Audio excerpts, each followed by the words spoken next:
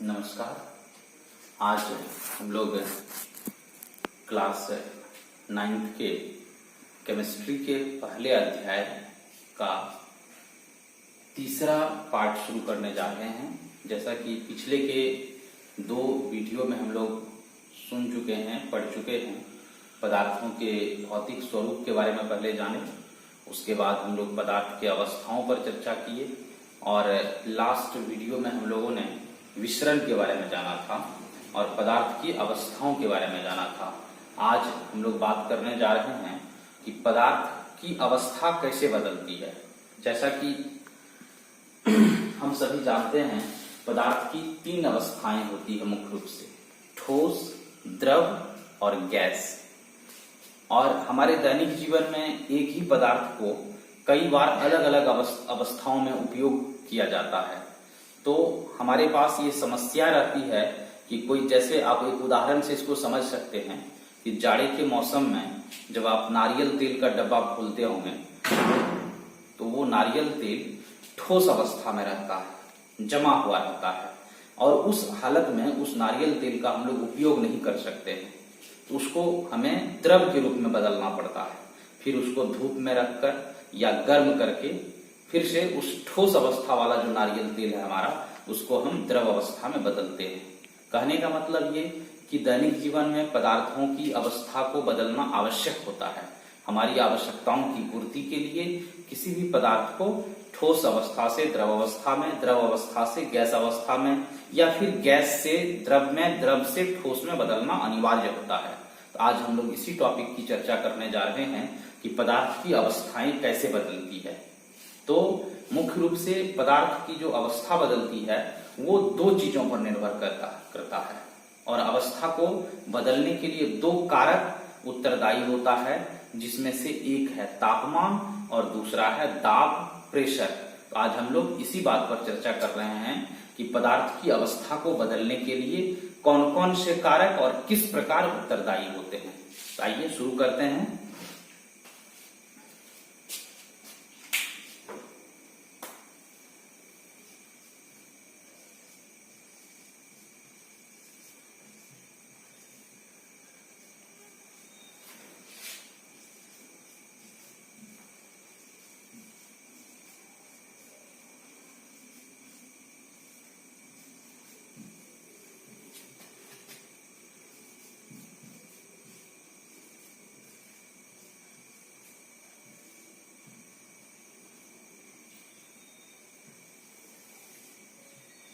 तो जैसा कि हम लोग देख पा रहे हैं, हमारा आज का टॉपिक है पदार्थ की अवस्था में परिवर्तन। मतलब हमें जब किसी पदार्थ को एक अवस्था से दूसरी अवस्था में बदलना होगा, उसके लिए कौन सी विधियां उपयोग में लाई जाती है। तो हम लोग इसको देखेंगे।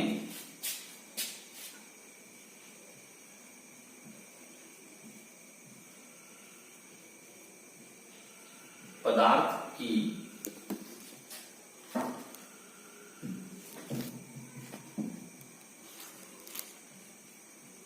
अवस्था, पदार्थ की अवस्था में परिवर्तन के लिए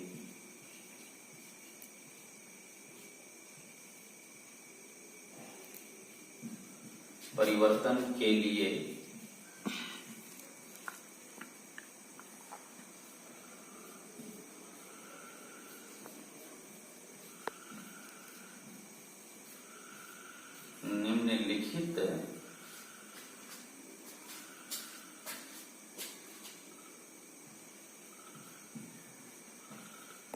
2 कारक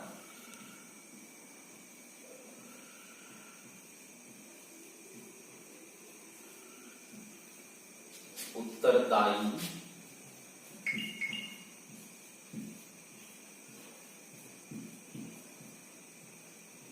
होते हैं। कहने का मतलब कि पदार्थ की अवस्था को अगर बदलना होगा तो मुख्य रूप से 2 कारक हैं, 2 फैक्टर हैं जो इसके लिए रिस्पॉन्सिबल होते हैं, जवाबदेह होते हैं। इन 2 कारकों के द्वारा हम लोग पदार्थ की अवस्था को आसानी से बदल सकते हैं। नंबर 1,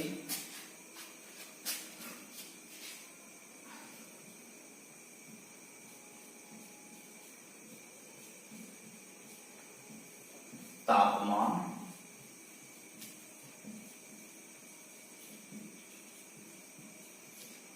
टेम्परेचर, और नंबर 2 दाब,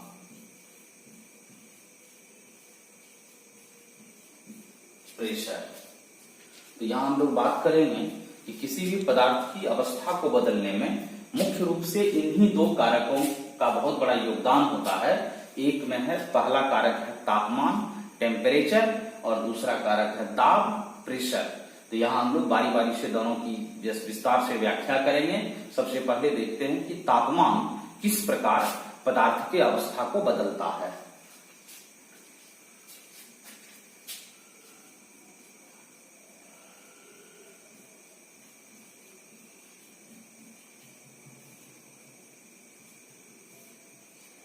पदार्थ की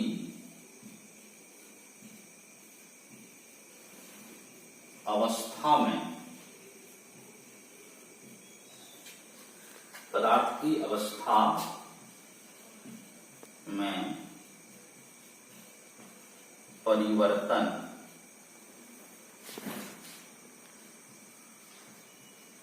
लाने में तापमान की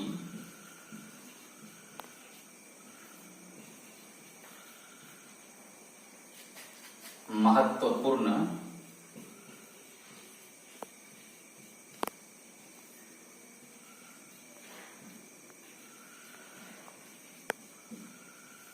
भूमिका होती है।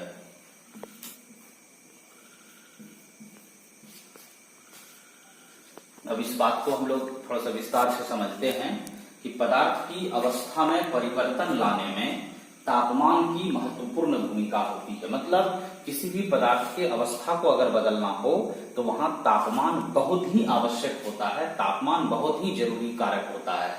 एक सामान्य, एक सरल उदाहरण से इसको देखते हैं कि हम लोग जानते हैं कि पानी एक बहुत ही महत्वपूर्ण रासायनिक पदार्थ है। जल या वाटर एक बहुत ही महत्वपूर्ण रासायनिक पदार्थ है जो प्रकृति में तीनों रूप में मौजूद है। यह ठोस के रूप में भी है, द्रव के रूप में भी है, और गैस के रूप में भी है। अब कभी कभी क्या होता है कि जहां ठोस के रूप में पानी है और वहां पर आवश्यकता हो जाती है इसके द्रवीय रूप की, तो अगर ठोस के रूप में होगा और द्रव के रूप की जरूरत होगी तो उसको ठोस से द्रव में बदलना होगा। कहीं द्रव से गैसीय रूप में बदलना होता है, कहीं गैसीय रूप से फिर इसको द्रव के रूप में लाना पड़ता है, और फिर कभी द्रवीय रूप से इसको ठोस रूप में ले जाना पड़ता है। इस तरह से हम लोग एक उदाहरण से देखते हैं तो कैसे किसी ठोस पदार्थ के ताप को बढ़ाने से या घटाने से उसकी अवस्था में कैसे परिवर्तन होता है, इस बात को यहाँ एक डायग्राम से समझने का प्रयास करते हैं।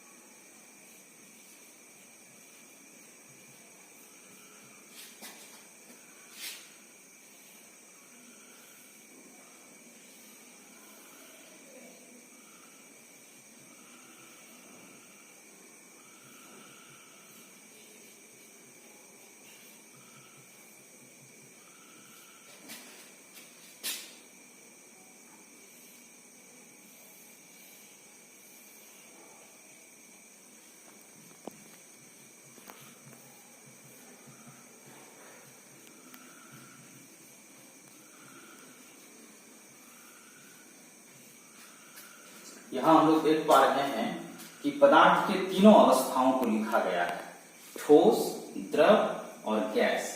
ये कैसे अवस्था बदलती है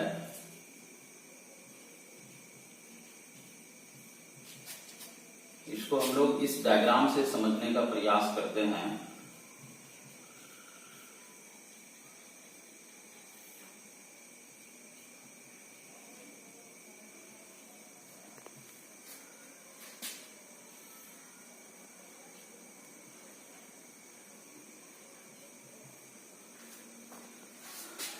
ध्यान से इसको देखा जाए कि ठोस पदार्थ की एक अवस्था है। इस ठोस पदार्थ को यह ग्राफ या डायग्राम बता रहा है कि अगर हम लोग गर्म करेंगे, ठोस पदार्थ को अगर गर्म किया जाएगा तो यह ठोस पदार्थ द्रव पदार्थ में बदल जाएगा, द्रव अवस्था में बदल जाएगा। इसका उदाहरण बताया गया है कि बर्फ एक प्रकार का ठोस पदार्थ है और इस बर्फ को जैसे ही गर्म किया जाता है, यह बर्फ गर्म होने पर पानी में बदल जाता है, अर्थात ठोस पदार्थ को गर्म करके द्रव में बदल सकते हैं। फिर इस द्रव पदार्थ को अगर हम लोग गर्म करते हैं तो यह द्रव पदार्थ गर्म होने पर गैस में बदल जाता है। उदाहरण के तौर पर पानी जो द्रव अवस्था में रहता है या एक द्रव पदार्थ है, उस पानी को जब हम लोग गर्म करते हैं तो वह गर्म होने के बाद जलवाष्प में या भाप में या वेपर में चेंज हो जाता है, बदल जाता है। इस तरह से हम देख रहे हैं कि तापमान बदलने से पदार्थ की अवस्था बदल जाती है। पुनः इस प्रक्रम को दोहराते हैं, वापस करते हैं कि जो गैस है उसे ठंडा करते हैं। ठंडा करने का मतलब है यहाँ तापमान को घटाते हैं। जब गैस के तापमान को घटाते हैं तो वह पुनः फिर द्रव में बदल जाता है।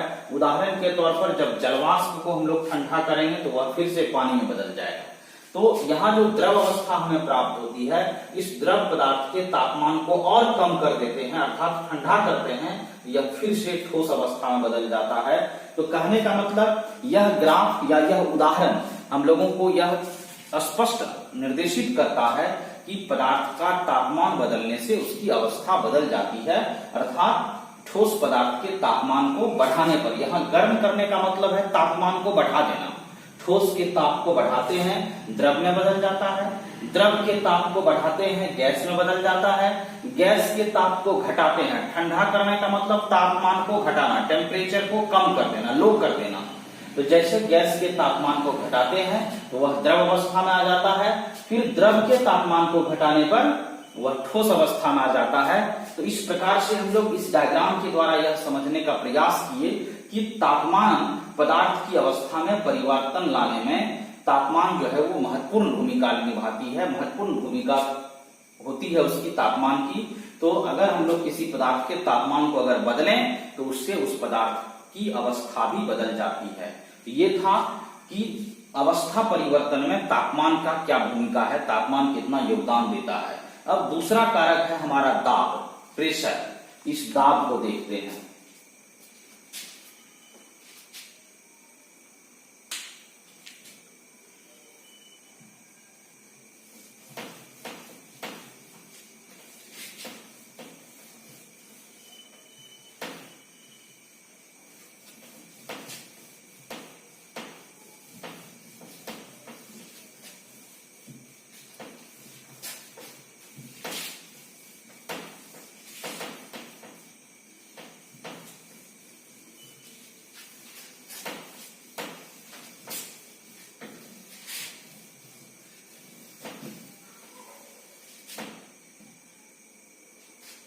दूसरा कारक है हमारा कि दाब का पदार्थ की अवस्था पर क्या प्रभाव पड़ता है।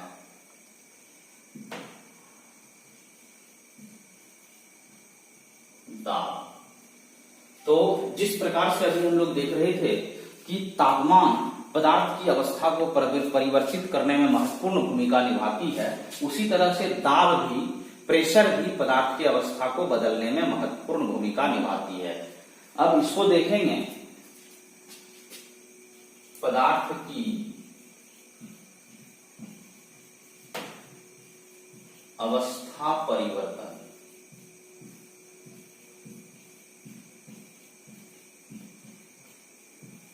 अवस्था परिवर्तन में दाब की भी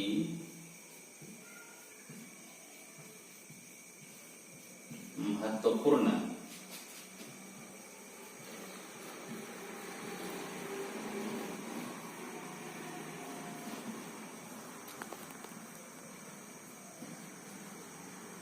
दाब की भी महत्वपूर्ण भूमिका होती है।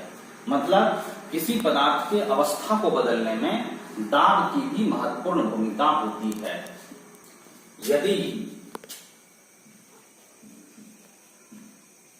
यदि किसी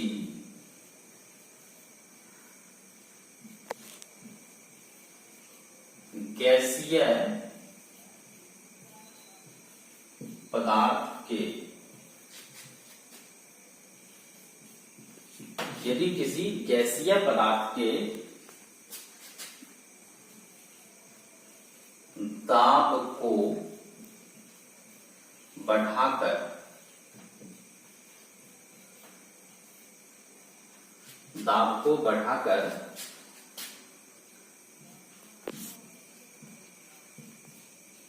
तापमान को घटा दिया जाता है,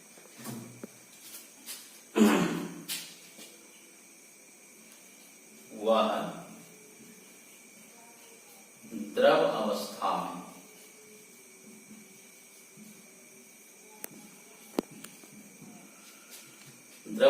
में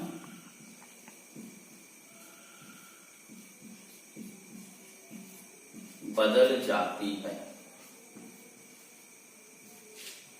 अब यह बहुत महत्वपूर्ण बात है, इस पॉइंट को हम लोग थोड़ा सा विस्तार से समझेंगे बढ़िया से, कि दाब जो होता है, प्रेशर जो होता है, वह भी पदार्थ की अवस्था बदलने में महत्वपूर्ण भूमिका निभाती है। और पदार्थ की अवस्था को बदलने के लिए हम लोग इससे पहले देखे कि तापमान की महत्वपूर्ण भूमिका होती है, उसके साथ साथ दाब की भी महत्वपूर्ण भूमिका है। और हम लोग एक उदाहरण ले रहे हैं, यदि किसी गैसीय पदार्थ के, सोचिए कोई पदार्थ गैस के रूप में है, उसके दाब को बढ़ा देते हैं, प्रेशर को बढ़ा देते हैं और तापमान को घटा देते हैं, टेम्परेचर को घटा देते हैं, तो वह पदार्थ द्रव अवस्था में बदल जाती है। मतलब जो पदार्थ पहले से गैस के रूप में था, वह अब किस रूप में आ जाएगा? द्रव के रूप में बदल जाएगी।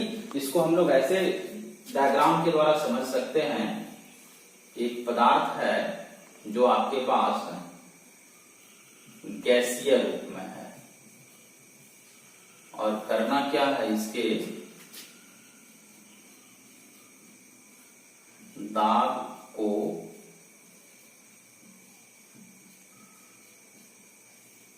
बढ़ाना है और तापमान को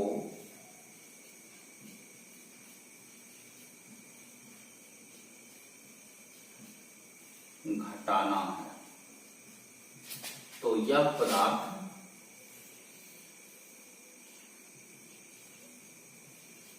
द्रव अवस्था में बदल जाती है। इस बात को ध्यान से सुनेंगे, और एक बहुत ही अच्छा उदाहरण हमारे पास है जिस पर हम लोग डिस्कस करेंगे, तो मुझे लगता है ये सारी बात आपको समझ में आ जाएगी। हमारे रसोई घर में खाना पकाने के लिए जो गैस प्रयोग करते हैं हम लोग, उस गैस को हम लोग एलपीजी कहते हैं। नाम सभी लोग सुने होंगे, एलपीजी, लिक्विफाइड पेट्रोलियम गैस।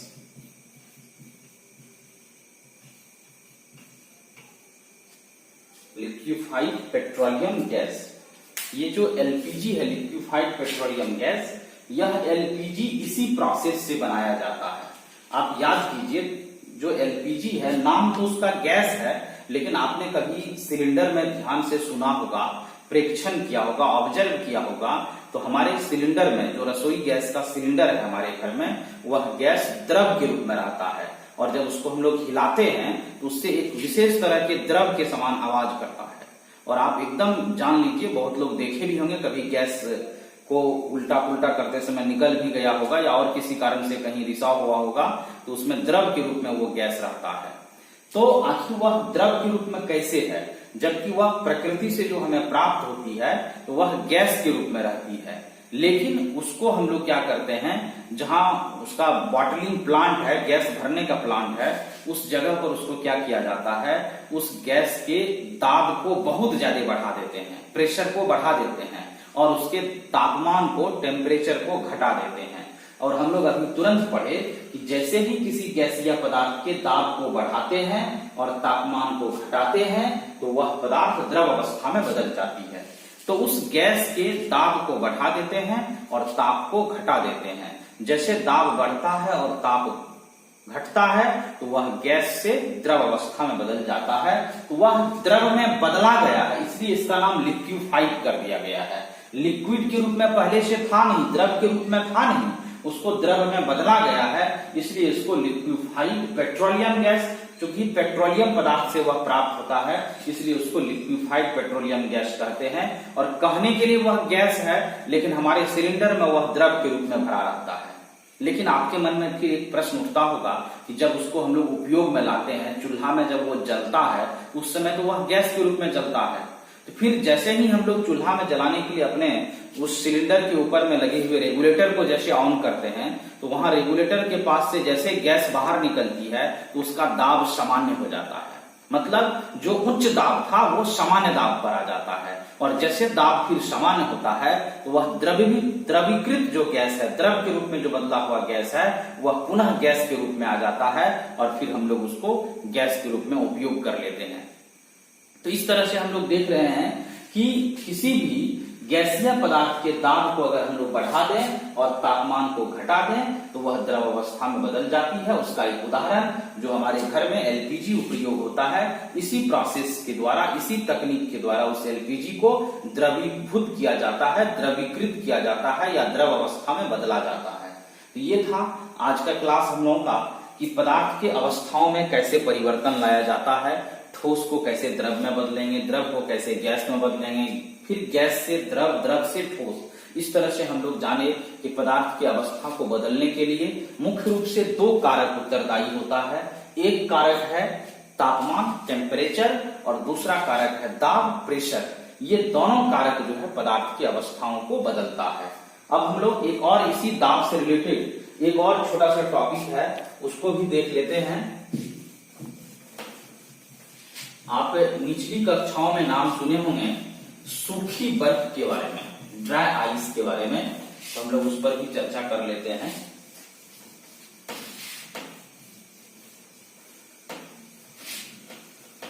सूखी बर्फ,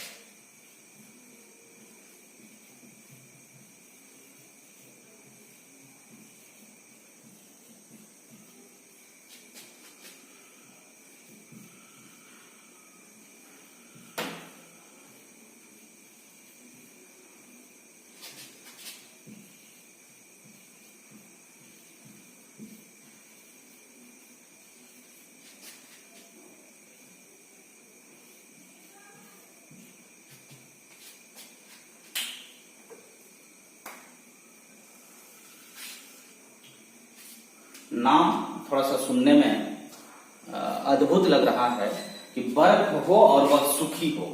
ये तो ठीक उसी तरह से बात हो गई कि अगर हम लोग कह दें कि चांदनी रात में सूर्य निकल कर आ गया, कि चांदनी रात है तो सूर्य कैसे निकलेगा। थोड़ा सा अजूबा लग रहा है सुनने में, वो तो शायद किसी कवि या लेखक की कल्पना होगी, लेकिन यहाँ विज्ञान का एक हकीकत है कि एक ऐसा भी बर्फ है हमारे पर्यावरण में या हमारे प्रयोगशाला में तैयार होता है जो बर्फ सूखी होती है। आप में से कई लोगों ने गर्मी के मौसम में वो बर्फ चूसा होगा, खाया होगा। आप देखते होंगे जैसे डब्बा से बर्फ निकलता है तो उसमें पानी निकलने लगता है, द्रव के रूप में वह बदलने लगता है। लेकिन एक बर्फ ऐसा है जिसमें कभी द्रव अवस्था नहीं आता है उस तक, मतलब वो पदार्थ जो होता है वो द्रव के रूप में कभी नहीं बदलता है, हमेशा वो ठोस रहता है या गैस के रूप में रहता है। उसी को हम लोग समझेंगे ये सूखी बर्फ क्या है। दरअसल यह सूखी बर्फ कार्बन डाइऑक्साइड का ही एक रूप है। आपने नाम सुना होगा कार्बन डाइऑक्साइड का, CO2। उस कार्बन डाइऑक्साइड जो हमारे वायुमंडल में, हमारे अड़ोस पड़ोस में सभी जगह कार्बन डाइऑक्साइड गैस है, और आप सबों को पता होगा कि वायुमंडल में 0.03% CO2 है, कार्बन डाइऑक्साइड गैस है। वह कार्बन डाइऑक्साइड CO2 गैस के रूप में है हमारे वायुमंडल में।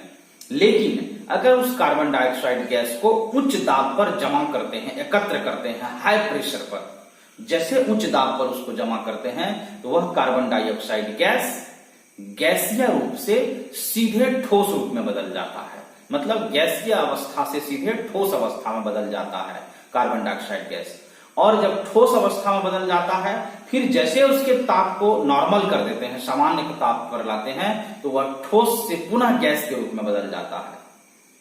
अब हमारे पास क्या होता है, हम लोग अभी पढ़े कि कोई पदार्थ ठोस से द्रव में, द्रव से गैस में, फिर वापस गैस से द्रव में, द्रव से ठोस में। जैसे आप बर्फ खाते हैं तो बर्फ ठोस के रूप में है, उसको गर्म करेंगे तो द्रव के रूप में आएगा तो पानी का रूप प्राप्त होगा, फिर उस पानी को गर्म करेंगे तो गैस के रूप में जाएगा तो जलवाष्प प्राप्त होगा, फिर उस जलवाष्प को आप ठंडा करेंगे तो फिर से वह द्रव के रूप में आएगा अर्थात पानी प्राप्त होगा, और फिर उस पानी को जब और ठंडा करेंगे फ्रिज में डालकर तो वह ठोस के रूप में आएगा अर्थात बर्फ प्राप्त होगा।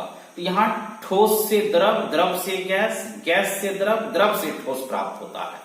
लेकिन यहाँ कार्बन डाइऑक्साइड के केस में क्या होता है कि कार्बन डाइऑक्साइड को अगर हम लोग उच्च ताप पर जमा करते हैं, हाई प्रेशर पर उसको जमा करते हैं, तो वह कार्बन डाइऑक्साइड जो गैसीय रूप में है वह गैस से सीधा ठोस कार्बन डाइऑक्साइड में बदल जाता है, और फिर जब दाब हटा देते हैं, दाब सामान्य कर देते हैं, तो वह ठोस कार्बन डाइऑक्साइड बिना द्रव में बदले पुनः वो गैस में बदल जाता है। तो ठोस से जब सीधा गैस और गैस से जब सीधे ठोस में बदलेगा तो इसका मतलब द्रव अवस्था में कभी नहीं आती है कार्बन डाइऑक्साइड।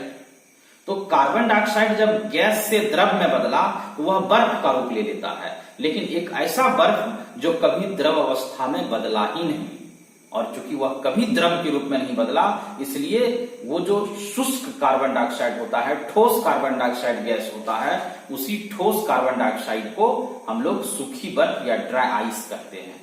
चलिए इसको लिख लेते हैं। जब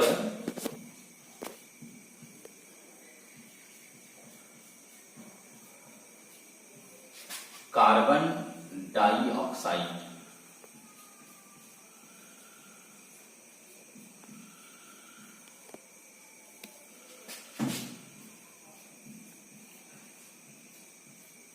गैस, कार्बन डाइऑक्साइड गैस का सूत्र हो गया CO2 को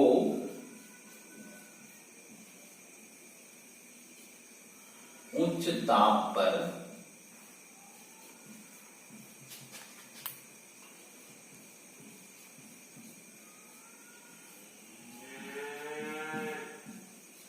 एकत्र किया जाता है।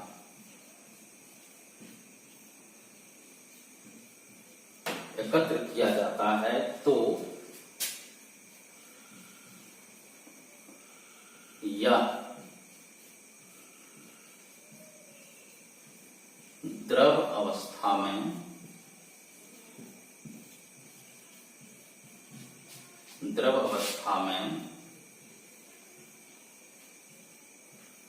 बदले बिना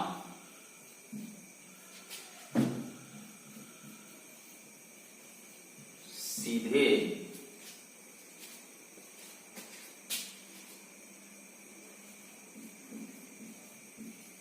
ठोस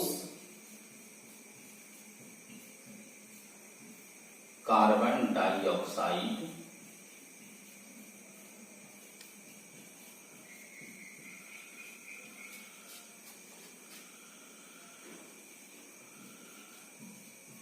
में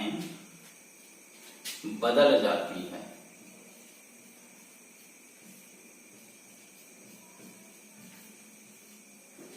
बदल जाती है।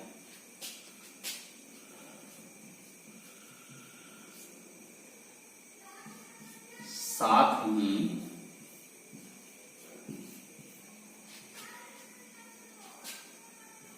इस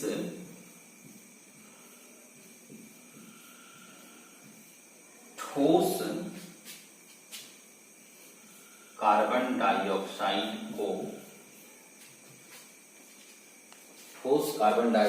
को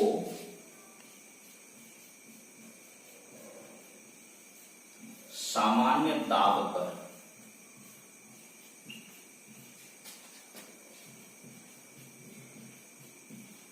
लाने से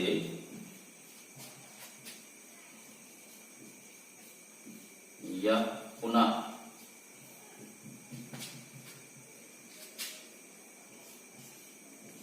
कार्बन डाइऑक्साइड गैस में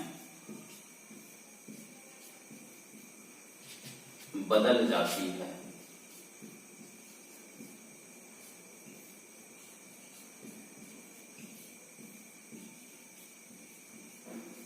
बदल जाती है। इसी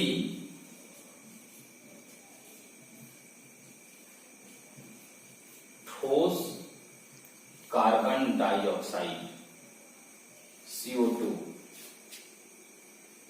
ठोस कार्बन डाइऑक्साइड CO2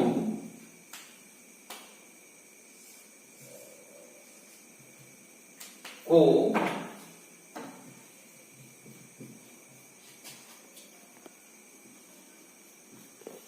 शुष्क बर्फ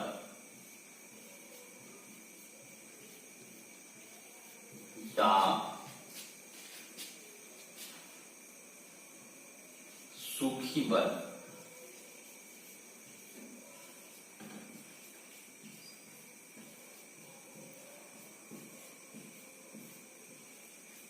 कहते हैं।